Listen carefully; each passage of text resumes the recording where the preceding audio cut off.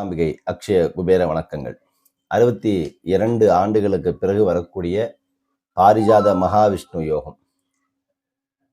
நான் ஏற்கனவே இந்த பாரிஜாத மகாவிஷ்ணு யோகத்தை பற்றி பேசணுன்னு இருந்தேன். பட்டு இந்த விஷ்ணு நாராயண யோகத்தை தான் வந்து பார்த்தீங்கன்னா வேறு வேறு பெயர்களில் வச்சு கூப்பிடுறது. மகாலட்சுமி யோகம், கஜகேசரி யோகம், சந்திரமங்கல யோகம், குருமங்கல யோகம், சகட யோகம், இது மாதிரி நிறைய யோகங்கள் உண்டு ஜாதகத்தில். அது நிறைய பேருக்கு தெரியப்படுத்தணுங்கிறதுக்காகத்தான் நிறைய பதிவுகளை நம்ம கொடுத்துக்கிட்டு இருக்கோம். ஒவ்வொரு நான் ஏற்கனவே சொன்ன மாதிரி சில குறிப்பிட்ட கிரகங்கள், சுக்கிரனா இருக்கட்டும், புதனா இருக்கட்டும், சனியா இருக்கட்டும், ராகு கேது, எந்த கிரகங்களா இருந்தாலும் ஒரு குறிப்பிட்ட ராசி மண்டலத்துக்குள்ள, அது மேஷத்திலேயோ, ரிஷபத்திலேயோ, மிதுனத்திலேயோ, கடகத்திலேயோ எதுலையாவது ஒன்று இருந்து அந்த கிரகங்கள் வலுப்பெற்று அது நல்ல நிலையில வந்து ஸ்தானத்துக்கு கேந்திர திரிகோணங்கள்ல நல்ல அமைப்புல இருந்துச்சு அப்படின்னா கண்டிப்பாக அந்த யோகங்களானது கண்டிப்பாக உங்க ஜாதகத்துல கொடுத்தே தீரும். அந்த அளவுக்கு விசேஷமானது அந்த யோகங்கள். அதாவது அது நமக்கே தெரியாது, சில நேரத்தில் யோகங்கள் வேலை செய்யறது ஒண்ணுமே இல்லாமல் திடீர்னு தூக்கி விட்டுரும், நல்லா இருந்த விஷயத்த திடீர்னு சரிச்சு விட்டுரும். ஸோ அப்போ கிரகங்கள் வந்து பார்த்தீங்கன்னா நம்ம ஜாதகத்தில் வலுப்பெற்று இருக்கா, வலுக்குண்டு இருக்கா, எது தடுக்குது, எது முடக்குது, நம்மளை எத்தனை காலம் நம்மளோட வண்டி ஓடும், எத்தனை காலத்துக்கு நம்ம வண்டி ஆஃப் ஆகும், இதெல்லாம் தெரிஞ்சுக்கணும். அதாங்க விஷயம். அதனால நம்ம வந்து யோகங்களை பற்றி பேசுகிறோம்.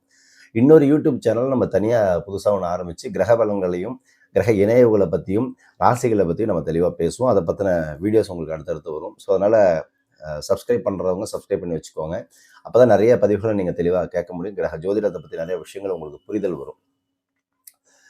பாரிஜாத யோகம், மகாவிஷ்ணு யோகம் வந்து 62 ஆண்டுகளுக்கு பிறகு வரக்கூடிய இந்த யோகமானது ரொம்ப விசேஷமான ஒரு யோகம். இந்த விஷ்ணு யோகம் வந்துருச்சு அப்படின்னாவே, அதாவது 1, 4, 7, 10ங்கிறது விஷ்ணு யோகம், விஷ்ணு ஸ்தானம்னு சொல்லக்கூடியது. கேந்திர ஸ்தானத்தில் 1, 5, 9ங்கிறது திரிகோணஸ்தானம், லக்ஷ்மி ஸ்தானம்னு சொல்லுவோம். ஸோ இதெல்லாம் வந்து ஜாதகத்தில் இருக்கக்கூடிய இந்த கிரகங்கள் வந்து உச்சமோ ஆட்சியோ இதெல்லாம் பெற்றிருந்தது அப்படின்னா அந்த கிரகத்தின் மூலியமாக நல்ல பலன்கள் உண்டு அப்படிங்கிறது அர்த்தம். ஸோ அந்த வகையில் வந்து பார்த்தீங்கன்னா இந்த பாரிஜாத யோகமானது 62 ஆண்டுகளுக்கு பிறகு வரக்கூடிய யோகமானது எல்லா ராசிகளுக்கும் கண்டிப்பாக அந்த இம்பாக்ட் உண்டு. ஒரு பர்டிகுலராக சில ராசிகளுக்கு வந்து மிகப்பெரிய ஒரு மேன்மையை ஏற்படுத்தி தரும். அந்த வகையில் பார்க்கும்போது ஒரு நபருடைய வாழ்க்கையில் பெரிய சேஞ்சஸை கொடுக்கக்கூடியது இந்த யோகம். ஸோ அதில் வந்து பார்த்தீங்கன்னா முதல்ல மிக முக்கியமான மாற்றத்தை கொடுக்கக்கூடியது வந்து பார்த்தீங்கன்னா மகரத்தை சொல்லலாம். ஃபர்ஸ்ட் விஷயம், இந்த மகர ராசிக்காரர்களுக்கு வந்து பார்த்தீங்கன்னா பல நன்மைகளை கொடுக்கக்கூடிய ஒரு அமைப்பில் முதல்ல வரக்கூடியது வீடு நிலம் சம்பந்தப்பட்ட விஷயங்களை வாங்குவதற்கோ இல்லை கட்டுவதற்கோ இல்லை ரினோவேஷன் செய்வதற்கோ உள்ள அமைப்பை இந்த பாரிஜாத யோகம் ஏற்படுத்தி தரும். சமூகத்தில் ஒரு நல்ல பெயரை உருவாக்கக்கூடிய ஒரு காலகட்டம். தொழிலையும் சரி, வேலையிலையும் சரி, உங்கள் சமூக சோஷியல் ஒர்க் சம்மந்தப்பட்ட விஷயங்களும் சரி ஒரு நல்ல மாற்றத்தை ஏற்படுத்தி கொடுக்கும். அரசியலில் நீங்கள் இறங்குறீங்க அப்படின்னா கண்டிப்பாக ஒரு சிறந்த ஒரு மாற்றத்தை ஏற்படுத்தி கொடுக்கும். ஊழியர்களுக்கு வேலை பார்க்குறவங்களுக்கு எல்லாம் வந்து பார்த்தீங்கன்னா கண்டிப்பாக ஒரு ஒர்க் சேஞ்சஸ், அதாவது நீங்கள் வேலையை மாற்றுறதா இருந்தாலும் சரி, அடுத்த வேலையை நீங்கள் மாற்றிக்கிறதா இருந்தாலும் சரி, இல்லை ப்ரமோஷனுக்காக வெயிட் பண்ணுறதா இருந்தாலும் சரி, ஒரு கம்பெனி விட்டு கம்பெனி மாறதா இருந்தாலும் சரி, கண்டிப்பாக இந்த பாரிஜாத யோகம் கண்டிப்பாக உங்களுக்கு வேலை செய்யும். இந்த ஏப்ரல் 19ஆம் தேதியிலேருந்து வந்து இந்த யோகமானது வந்திருக்கு. ஸோ கண்டிப்பாக இது வந்து இந்த யோகமானது முதல்ல மகர ராசிகளுக்கு நல்ல மாற்றத்தை கொடுக்க போகுது. அதுக்கு அடுத்து வரக்கூடிய ராசி வந்து கன்னிராசி. இந்த கன்னிராசிக்கு நான் ஏற்கனவே சொன்ன மாதிரி தான் ஒரு வகையில் வந்து ப்ளஸ் வந்துகிட்டே இருந்தாலும் இன்னொரு பக்கம் வந்து நம்ம உங்களுடைய பேச்சுக்கள், அவங்களுடைய செயல்பாடுகள், தீவிர ஆராய்ச்சி மனப்பான்மை, தர்க்கம், இது எல்லாம் கன்னி சொல்லலாம். எப்பேற்பட்ட அந்த பாரிஜாதகம் யோகம் வந்துருச்சு கன்னிராசிக்கு வந்துருச்சு அப்படின்னா சில விஷயங்கள் வந்து நுணுக்கமாக யோசனை பண்ணி ஜெயிக்கக்கூடிய ஒரு அமைப்பாக சொல்லலாம். அதாவது பெண்டிங்கில் இருந்த ஒர்க்கை முடிக்கிறது, புதுசாக ஒரு வேலையை ஆரம்பிக்கிறது, தொழில் ஆரம்பிக்கிறது, அதே மாதிரி வந்து பார்த்திங்கன்னா பாஸ்போர்ட்டு விசா அப்ளை பண்ணி வெயிட் பண்ணிட்டு இருக்கிறது, வெளிநாடு போகக்கூடிய யோகங்கள் எல்லாத்தையுமே குறிக்கக்கூடியது இந்த பாரிஜாத யோகம். கன்னிராசிகளுக்கு சிறப்பாக வேலை செய்யக்கூடியது. பெரியவர்களுடைய சொத்துக்கள் ஏதாவது பெண்டிங்கில் இருந்துச்சுன்னா, இல்லை கோர்ட்டு கேஸில் அந்த மாதிரி இருந்துச்சு அப்படின்னா, லிட்டிகேஷனில் இருந்துச்சு அப்படின்னாலும் கூட கண்டிப்பாக அதெல்லாம் வந்து ஜெயிச்சு நீங்கள் இதுக்கு மேலே அந்த சொத்துக்கள் எல்லாம் உங்கள் கைவர பெறக்கூடிய ஒரு அமைப்பானது இந்த பாரிஜாத யோகம் உங்களுக்கு கண்டிப்பாக ஏற்படுத்தி கொடுக்கும். ஏன்னா புதனுக்கு அதிதேவதை பெருமாள் தான். அந்த மகாவிஷ்ணு யோகம், பாரிஜாத யோகம் கண்டிப்பாக உங்களுக்கு கன்னிராசிக்காரர்கள் நல்ல பெரும் மாற்றத்தை கொடுக்க போகுது. அதே மாதிரி ரொம்ப நாளாக அந்த கோர்ட்டு கேஸ் இழுத்துட்டு இருந்த கன்னிராசிக்காரர்களுக்கெல்லாம் ஒரு நல்ல வெற்றியை கொடுக்க போகுது. இந்த காலத்தை நீங்கள் கரெக்டாக பயன்படுத்திக்கிடணும்.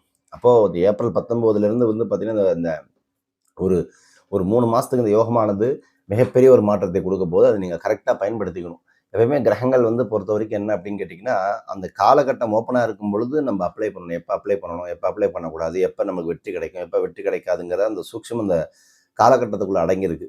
அது தெரிஞ்சு நம்ம ஆப்ரேட் பண்ணோம்னா கண்டிப்பாக அது எல்லா வேலையும் நமக்கு சக்ஸஸ் ஆகும். அதுதான் ஒரு விஷயம். ஸோ கன்னிராசிகளுக்கு நல்ல மாற்றத்தை கொடுக்கக்கூடிய காலகட்டம். மிக முக்கியமாக வீடு நீங்கள் பாஸ்போர்ட் வாங்குறது, வேலை செட்டில் ஆகிறது, தொழிலில் செட்டில் ஆகிறது, அதுக்கப்புறம் நீதிமன்றத்தில் இருக்கக்கூடிய வெற்றிகள் வழக்குகள் எல்லாமே முடிச்சு கொடுக்க போகுது. அதுக்கு அடுத்த வரக்கூடிய ராசிக்காரர்கள் வந்து பார்த்திங்கன்னா துலாம் ராசிக்காரர்கள்.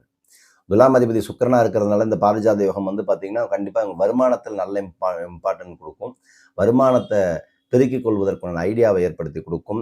அதற்கு உண்டான தொழிலை விரிவுபடுத்துறதுக்குண்டான அமைப்பை ஏற்படுத்தி கொடுக்கும்.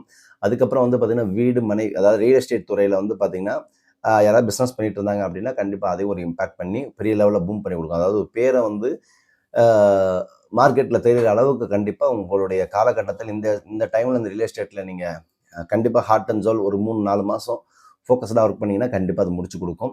அதே மாதிரி உடன் பிறந்தவர்களுக்கான அந்த தகராறுகள், உறவுமுறை பிரச்சனைகள் எதாவது இருந்துச்சுன்னா கண்டிப்பாக அது ரிசால்வ் ஆகிடும், கவலைப்பட வேண்டாம்.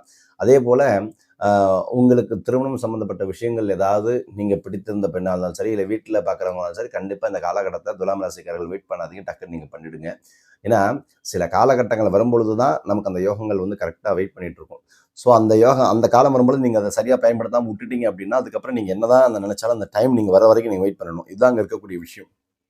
ஸோ மகரம், அதுக்கப்புறம் வந்து பார்த்தீங்கன்னா கன்னி, அதுக்கப்புறம் வந்து பார்த்தீங்கன்னா துலாம். இந்த 3 ராசிகளுக்கு வந்து இந்த பாரிஜாத யோகம் வந்து கண்டிப்பாக 90 நாட்களுக்கு சிறப்பாக வேலை செய்யக்கூடிய அமைப்பாக இருக்குது. இதை நீங்கள் வந்து கரெக்டாக பயன்படுத்தணும். இப்போ மகரத்துக்கு அதிபதி சனி அப்படிங்கும் போதும், கன்னிக்கு அதிபதி புதனாக இருக்கும் போதும், அதே போல் வந்து பார்த்தீங்கன்னா உங்களுக்கு இந்த 2 ராசிகளுக்கும் வந்து ரொம்ப சிறப்பாக ஃபஸ்ட்டு நீங்கள் எடுத்துக்கணும். மகரத்துக்கும், அதுக்கப்புறம் கன்னிக்கும், அதுக்கப்புறம் துலாம் ராசிக்காரர்கள் சுக்கிரன் அதிதேவதையாக இருக்கக்கூடிய அமைப்பு. பொதுவாக வந்து பார்த்தீங்கன்னா சனி சுக்கிரன் நட்பு, அதே மாதிரி வந்து புதன், இதெல்லாம் வந்து பார்த்தீங்கன்னா ஒரு கூட்டமைப்புள்ள ஒரு கிரகம்னு சொல்லலாம். சுக்கிரன், சனி, புதன் இதெல்லாம் ஒரு காம்பினேஷன் சொல்லலாம். இவங்கெல்லாம் வந்து தெளிவாக லைஃப்பில் வந்து இப்போ துலாம் ராசியாக இருக்கட்டும், மகர ராசியாக இருக்கட்டும், கன்னி ராசியாக இருக்கட்டும், ஒரு ஃபோக்கஸ்டு மைண்டாக இருந்து இதை தான் பண்ண போகிறேன், இதை தான் செய்ய போகிறேன் அப்படிங்கிற ஒரு தெளிவான கண்ணோட்டத்தோடு இறங்கி வேலை செஞ்சாங்கன்னா கண்டிப்பாக ஜெயிச்சுடலாம். அப்போ உங்களுடைய சுயஜாதகத்திலே வந்து பார்த்தீங்கன்னா கேந்திர திரிகோண ஸ்தானங்களில் புதனோ சுக்கிரனோ அதே மாதிரி வந்து பார்த்தீங்கன்னா சனியோ நல்லா இருந்துச்சு அப்படின்னா, பாவிகள் இருந்தாலும் சரி, சுபர்கள் இருந்தாலும் சரி, அந்த கிரகமானது உங்கள் ஜாதகத்தில் நல்லா இருந்து மிகப்பெரிய ஒரு மாற்றத்தை கொடுக்கக்கூடிய அமைப்பாக இருக்கா அப்படிங்கிறத நீங்கள் செக் பண்ணிக்கணும். அப்போ என்னுடைய ஜாதகத்தில் பொறுத்த வரைக்கும் என்னை வளர்த்தக்கூடிய ஆள் யார், என்னை தடுக்கக்கூடிய ஆள் யார், என்னை முடக்கக்கூடிய ஆள் யார், நான் எப்போ ஜெயிப்பேன், என்னுடைய காலம் எப்போ ஓப்பனாக இருக்கும், என்னுடைய வெற்றி எப்போ கிடைக்கும், இதெல்லாம் நீங்கள் ஜாதகத்தில் தெரிந்து வைத்துக் கொண்டால் மட்டுமே நீங்கள் அடுத்தடுத்து எடுக்கக்கூடிய முயற்சிகள் கண்டிப்பாக உங்களுக்கு வெற்றியை கொடுத்தே தரும். ஜாதகத்தில் நான் பொறுத்த வரைக்கும் நான் ஒரு விஷயத்தை தெளிவாக உங்களுக்கு தெளிவுபடுத்துகிறேன். உங்களுடைய வாழ்க்கையில் நீங்கள் எந்த விஷயத்தை வேணால் முடிவெடுத்து எந்த விஷயத்தை வேணால் செயல்படுத்தலாம். ஆனால் அதற்குண்டான காலகட்டங்கள் உங்கள் கையில் இருக்கா, காலம் உங்கள் கை பிடியில் இருக்கா, இல்லை காலத்தினுடைய பிடியில் நீங்கள் இருக்கீங்களாங்கிறத தெரிஞ்சுக்கிட்டா மட்டும்தான் ஜெயிக்க முடியும். காலம் உங்கள் கையில் இருந்தால் நீங்கள் என்ன வேணால் ஜெயிக்கலாம். காலத்துடைய பிடியில் நீங்கள் போயிட்டீங்க அப்படின்னா அது என்ன சொல்லுதோ அதுதான் நீங்கள் உங்களுக்கு நடக்கும் அப்படிங்கிறத மட்டும் மனதில் வைத்துக் கொள்ளுங்கள். அடுத்த பதிவில் வேறு இணைவை பற்றி சிறப்பாக பேசலாம். ஸோ இப்போ பாரிஜாத யோகத்தை பற்றி பேசியிருக்கோம். விரைவில் வந்து பார்த்தீங்கன்னா அடுத்த சேனலில் உங்களுக்கு நியூ அனௌன்ஸ்மெண்ட் பண்ணுறேன். இந்த சேனலில் உங்களை பொறுத்த வரைக்கும் என்ன அப்படின்னா, கிரகங்களை பற்றி நம்ம பேச போகிறோம், கிரகங்களோட இணைவை பற்றி பேச போகிறோம், ராசிகளை பற்றி பேச போகிறோம், ராசியில் இருக்கக்கூடிய நட்சத்திரங்கள் அமைப்புகளை பற்றி தெளிவாக பேச போகிறோம். காத்திருங்கள், வெயிட் பண்ணுங்கள். நற்பவி நல்லதே நடக்கட்டும். ஓம் ஸ்ரீ குருபியோ நமஹ.